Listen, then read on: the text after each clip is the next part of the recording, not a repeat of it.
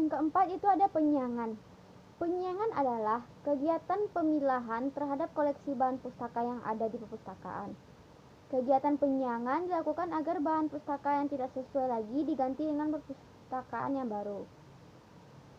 Penyiangan koleksi dapat dilakukan dengan beberapa cara. Yang pertama, menyingkirkan bahan perpustakaan dari tempatnya ke ruangan penyimpanan khusus. Yang kedua, menghapus atau memusnahkan pustaka. Yang ketiga, menukar bahan pustaka dengan bahan pustaka yang lain atau bahan pustaka yang baru. Yang keempat, menghadiahkan bahan perpustakaan kepada perpustakaan lain.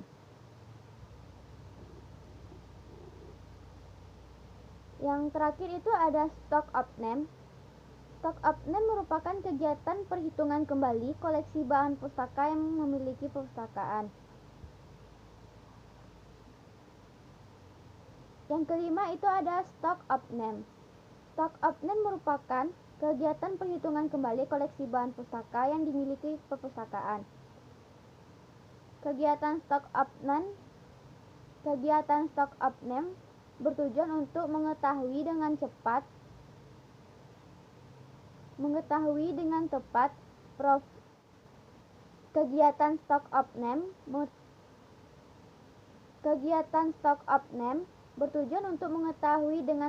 profil koleksi bahan pustaka yang ada di perpustakaan. Yang kedua, mengetahui jumlah judul atau eksemplar koleksi bahan pustaka menurut golongan klasifikasi dengan tepat. Yang keempat, mengetahui dengan tepat buku yang memiliki katalog. Yang kelima, mengetahui bahan perpustakaan yang hilang. Yang ketujuh, mengetahui kondisi bahan pustaka apakah sudah rusak atau tidak lengkap. Materi selanjutnya ada sistem penjilidan.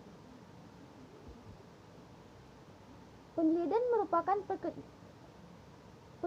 merupakan pekerjaan menghimpun atau menggabungkan lembaran-lembaran lepas menjadi satu, yang dilindungi oleh ban atau sampul. Penjilidan merupakan salah satu kegiatan yang penting dalam perpustakaan. Faktor usia, kondisi ruangan penyimpanan yang tidak sesuai, pemakaian yang relatif sering dan salah, dimakan serangga atau jamur, dan lain-lain yang dapat mengakibatkan bahan pustaka menjadi rusak. Bahan pustaka yang rusak itu perlu diperbaiki dengan cara penjilidan.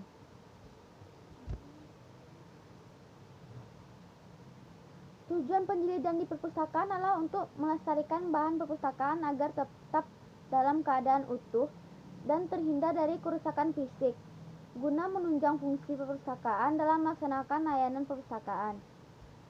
Adapun tujuan penjilidan diantaranya, yang pertama, mempertahankan dan melindungi bentuk fisik buku.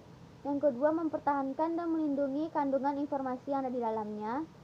Yang ketiga, memudahkan penggunaan bahan pustaka.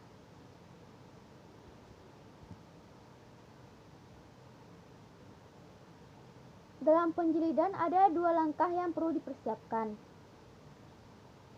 Yang pertama, penghimpunan. Penghimpunan adalah penyusunan lembaran.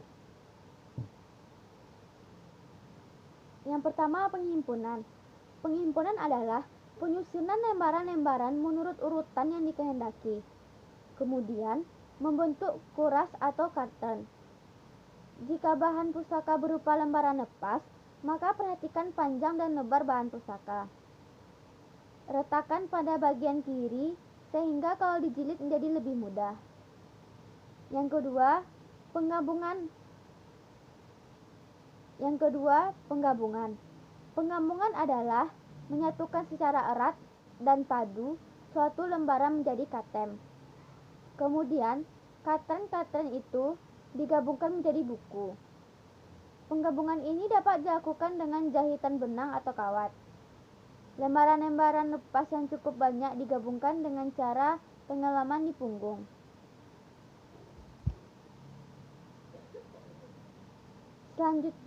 Materi selanjutnya, cara menjilid buku.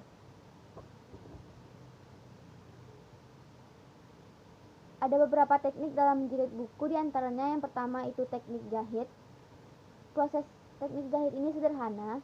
Yang pertama harus dilakukan itu tumpukan halaman dan lipat tulang belakang.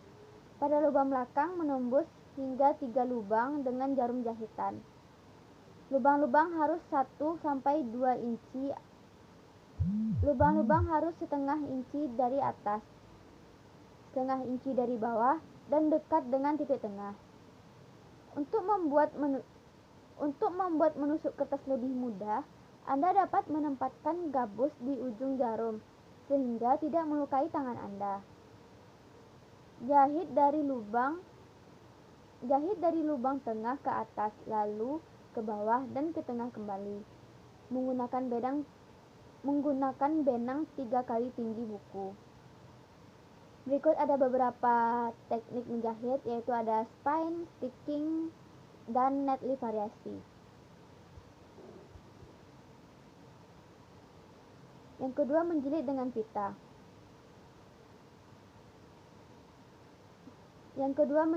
pita. Yaitu teknik mengikat dekoratif. Untuk metode ini, halaman tidak harus dilipat dan harus ukuran penuh halaman ditumpuk di atas satu sama lain.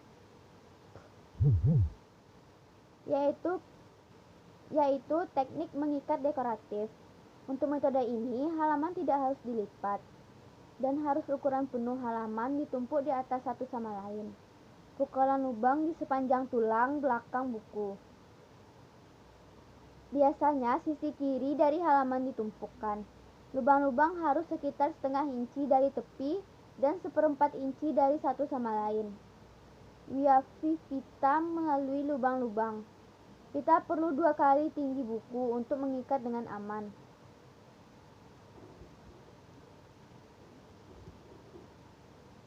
Yang ketiga, menjilid dengan staples. Untuk sebuah buku tipis, ini adalah cara mudah untuk mengikat. Cukup lipat halaman di mana tulang belakang akan dan ditumpukkan halaman dalam urutan yang benar. Buka halaman dan menggunakan staples panjang untuk pokok secara vertikal di sepanjang tulang belakang berkurut, sehingga pokok pergi ke arah yang sama seperti lipatan. Untuk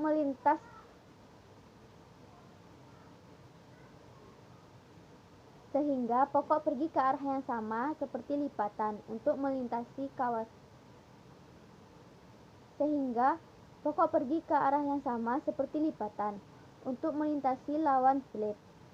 Tutup buku dan menyembunyikan pokok pada bagian luar tulang belakang dengan panjang pita sedikit lebih panjang dari buku itu. Yang keempat ada professional binding. Beberapa pengikat buku profesional masih mengikat buku dengan tangan. Pertama, halaman diatur dalam urutan dan dilipat. Tanda ditumpahkan pada halaman di mana mereka akan dijahit bersama-sama. Mereka adalah dijahit pada bingkai yang telah digunakan selama ratusan tahun untuk mengikat buku. Halaman-halaman ditekan bersama untuk melipatnya. Lem yang digunakan untuk memperkuat tulang belakang buku. Halaman yang dipotong untuk ukuran yang tepat. Kemudian diletakkan pada penutup. Bisa dari berbagai kompleksitas untuk kemungkinan fleksibilitas tulang belakang. Bisa dari berbagai kompleksitas untuk memungkinkan fleksibilitas tulang belakang.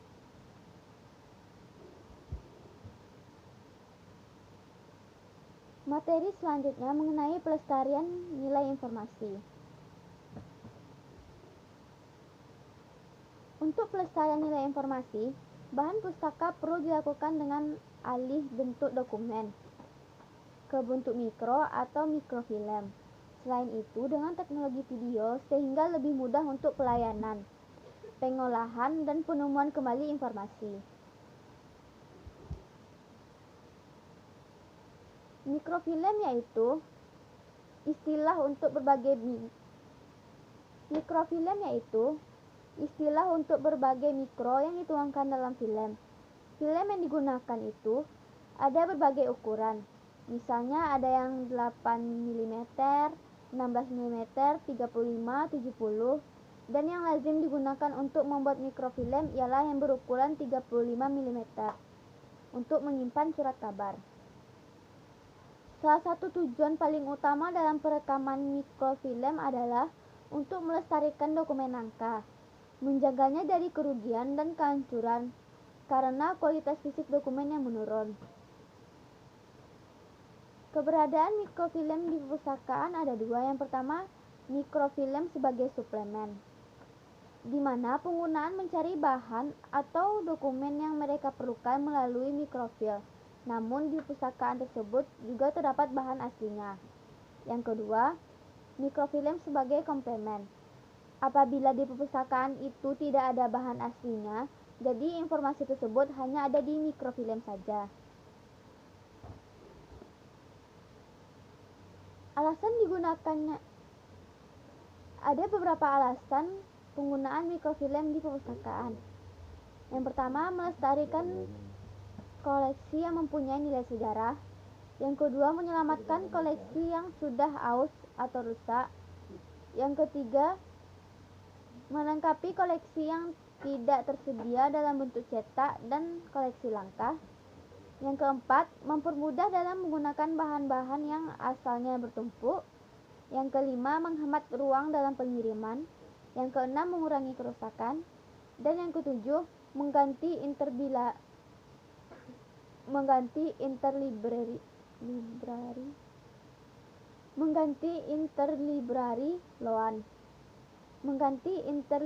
loan. Yang kedua itu CD-ROM. Data atau informasi digital yang sudah disimpan atau direkam dalam CD-ROM tidak dapat dihapus atau ditambah oleh pemakai.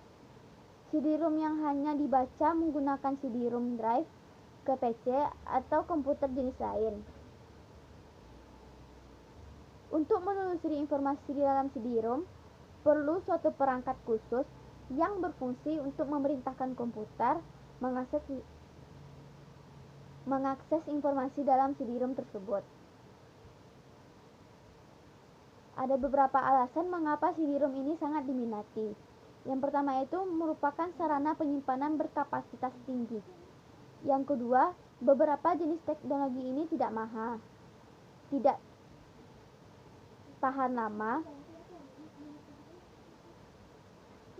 dan tahan terhadap gangguan-gangguan yang disebabkan oleh elektromagnetik.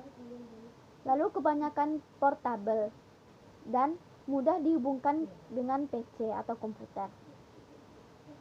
Selanjutnya ada keunggulan dalam penggunaan CD-ROM. Yang pertama, CD-ROM memiliki daya tampung besar. Yang kedua, memudahkan penelusuran literatur. Yang ketiga, memudahkan pembuatan katalog. Yang keempat, tidak menggeser kedudukan pustakawan. Yang kelima, membantu pustakawan.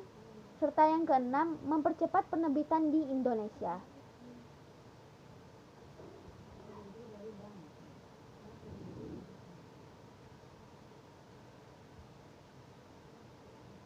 Selanjutnya ada prosedur ahli media.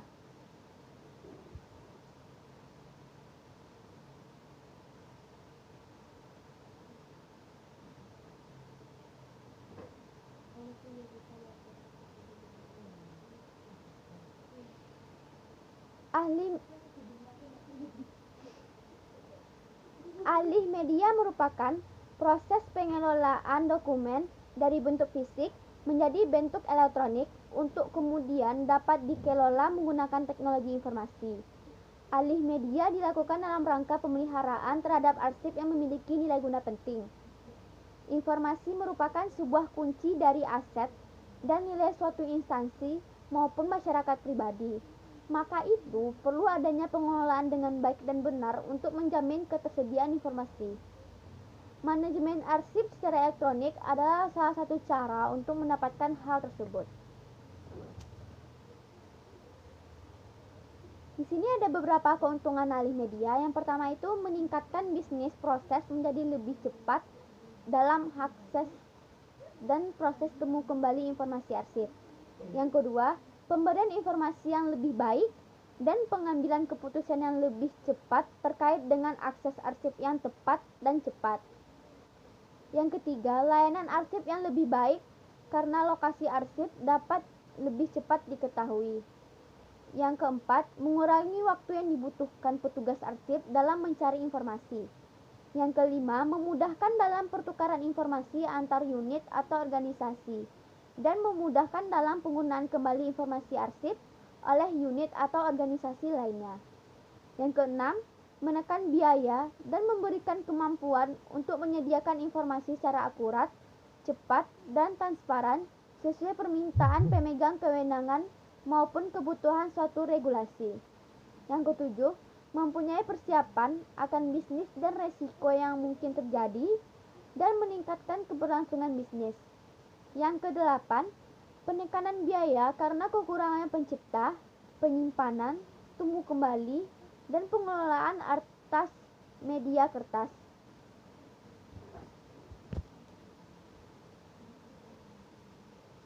Ada beberapa prosedur ahli media.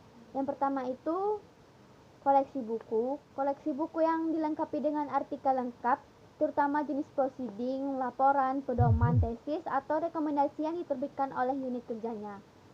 Proceeding merupakan bahan pustaka yang merupakan kumpulan dari artikel penelitian yang telah diseminarkan oleh institusi penelitian lingkungan Badan Litbang Pertanian yang diterbitkan 1-3 kali setahun. Pada dasarnya, proses alih media dapat dilakukan mulai dari mana saja. Yang kedua ada majalah. Majalah atau jurnal adalah bahan pustaka yang terbit secara periodik dengan judul yang sama dalam jangka waktu yang cukup lama atau terus-menerus. Majalah ini dilengkapi dengan volume dan nomor terbit yang berurutan setiap kali penerbitan. Majalah di-scan berdasarkan artikel yang terdapat di dalamnya. Yang ketiga, teknologi tepat guna. Koleksi yang dimasukkan kepada teknologi tepat guna berasal dari Litpan. Yang ketiga, teknologi tepat guna. Koleksi yang dimasukkan kepada teknologi tepat guna berasal dari Liptan, leaflet, poster, dan sejenisnya yang bersifat TTG. Brosur sebenarnya juga lebih sesuai dikelompokkan kepada jenis ini.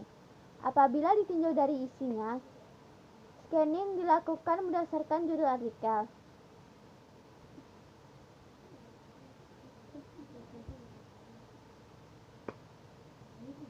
Standar penamaan file. Penamaan file dimasukkan untuk memperoleh susunan nama file hasil scan. Kita harus membedakan pengelolaan atau penyimpanan file hasil scan dengan penamaan hasil file. Untuk penyimpanan hasil scan bisa saja kita mengelompokkan berdasarkan jenis koleksinya. Namun akan lebih mudah apabila kita kelompokkan penyimpanannya juga berdasarkan jenis database-nya, apakah file tersebut termasuk ITAN, buku, atau PPT-an. Jadi jika tidak disimpan pada folder proceeding, majalah atau brosur. Materi selanjutnya ada perawatan dan penyiangan bahan pustaka.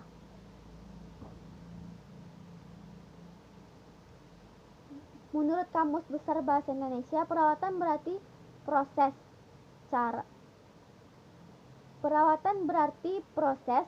cara, perbuatan, merawat dan memelihara bahan pustaka. Salah satu bagian dari perawatan bahan koleksi adalah penyiangan.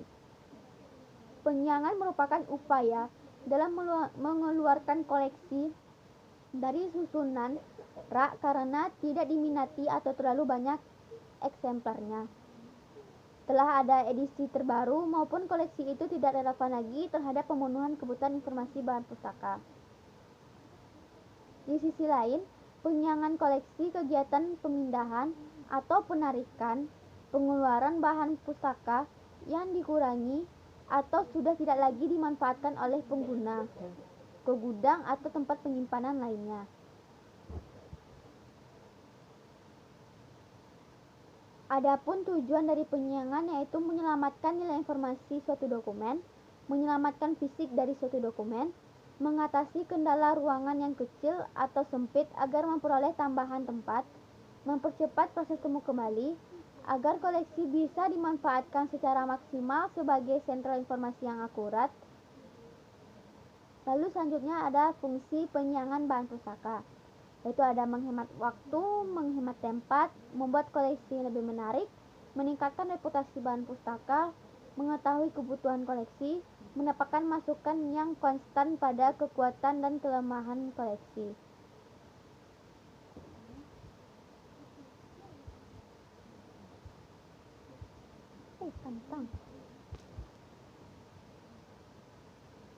Lalu berikut ada beberapa kriteria penyiangan. Penyiangan berdasarkan penampilan atau kondisi, berdasarkan volume berlebihan atau duplikat, berdasarkan konten miskin, bahasa, kelas khusus dari koleksi, usia koleksi, kelas khusus dengan usia tertentu untuk disiangi, berdasarkan majalah, berdasarkan karya khusus untuk majalah atau serial, dan serta penyiangan berdasarkan pola penggunaan. Untuk kegiatan penyiangan koleksi diperlukan beberapa sarana. Yang pertama, katalog perpustakaan.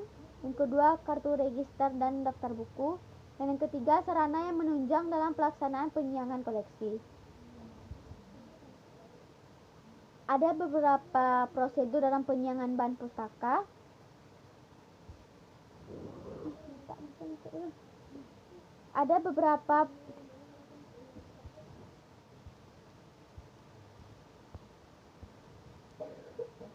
Ada beberapa prosedur dalam penyiangan bahan pustaka. Yang pertama, pustakawan mengadakan pemilihan bahan pustaka yang diperlukan dikeluarkan koleksi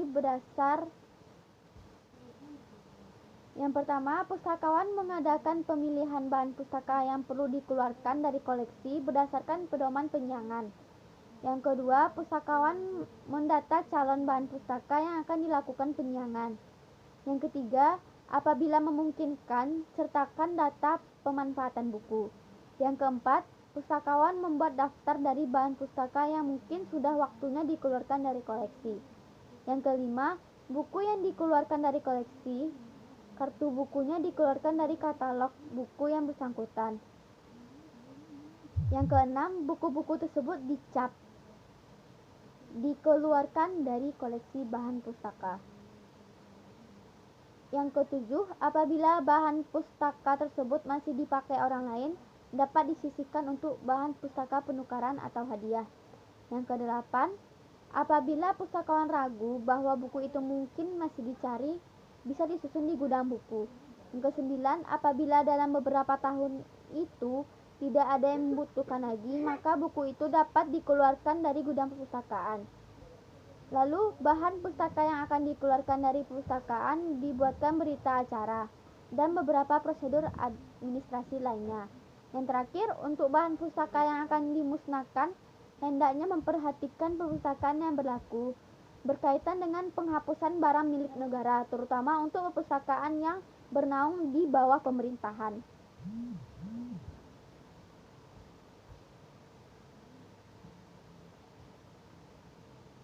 Pada penyiangan tentunya ada beberapa kendala. Yang pertama,